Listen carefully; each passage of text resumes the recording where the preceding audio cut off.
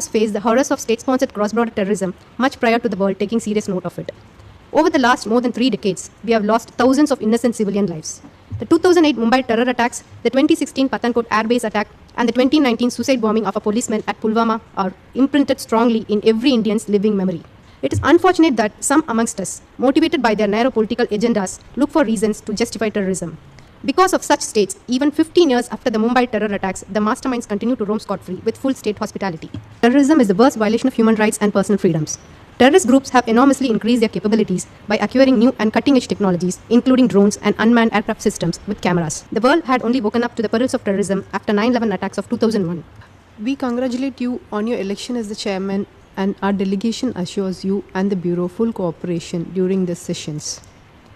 Mr. Chair, terrorism is a serious threat to international peace and security. Terrorism is the worst violation of human rights and personal freedoms. Terrorism is an attack on the values that define the international community and seriously impairs the enjoyment of human rights, including the right to life. Terrorism remains a global challenge with cross-border networks driven by ideological and political support, recruitment, organized crime, training, finance, and new and emerging technologies. Terrorist groups have enormously increased their capabilities by acquiring new and cutting-edge technologies, including drones and unmanned aircraft systems with cameras. This growing menace can only be tackled through effective international collaboration, which remains elusive to a large measure because of political divides. The international community is far from reaching a consensus on how to fight this menace collectively. It is unfortunate that while terrorism remains unabated, destroying humanity and societies around the world, our efforts towards a comprehensive convention on international terrorism are constrained by narrow differences. Mr. Chair, the world had only woken up to the perils of terrorism after 9/11 attacks of 2001, which then led to several multilateral initiatives, including the Resolution 1373, which established the Counter-Terrorism Committee. Long before these initiatives, India, as part of the Ad hoc Committee on International Terrorism, established in 1972, has been calling for a comprehensive multilateral legal framework to counter terrorism. In November 1996, India took initiative to circulate a first draft of a Comprehensive Convention on International Terrorism, or CCIT. It has been almost 30 years. However, a consensus on this eludes us. The Pact of the Future, adopted on 22nd September 2024 at the Summit of the Future, has again underscored the determination of the member states to pursue a future free from terrorism. We urge member states to take an objective approach and end the stalemate preventing the adoption of a comprehensive convention on international terrorism. India reiterates the need for early finalization of draft CCIT. On the definition of international terrorism, we believe the operating para 3 of the UNSC Resolution 1566 of 2004 provides a comprehensive definition for international terrorism, which could be a basis for further discussion. Mr. Chair, India has faced the horrors of state-sponsored cross-border terrorism much prior to the world taking serious note of it.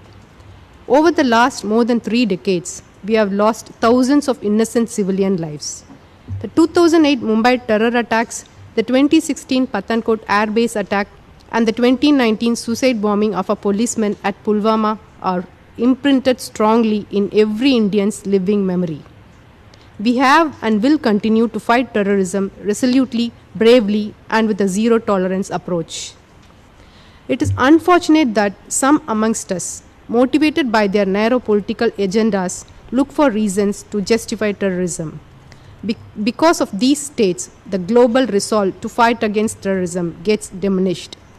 Because of such states, even 15 years after the Mumbai terror attacks, the masterminds continue to roam scot-free with full state hospitality. Not only do such states justify terrorism, their governments and their agencies have made terrorism their state policy. Moreover, in order to deflect the attention of the international community from their nefarious agendas, such states attempt to portray themselves as victims of terrorism.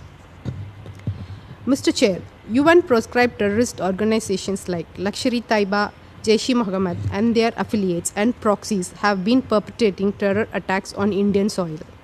The reports of the Analytical Support and Sanctions Monitoring Team have highlighted the threats posed to India by these terror groups. We must work towards strengthening the effectiveness of UNSCR 1267. A strong legal framework also needs to be established. Mr. Chair, India has been at the forefront of global counter-terrorism efforts. India has engaged actively with the global counter-terrorism architecture, including at the United Nations and platforms like GCTF. In the past 2 years, we have convened several international events in India to bring greater focus on terrorism.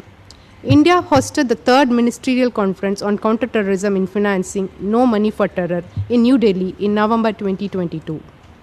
Participants from 78 countries, including some of the GCTF countries, and 16 multilateral organizations attended the conference.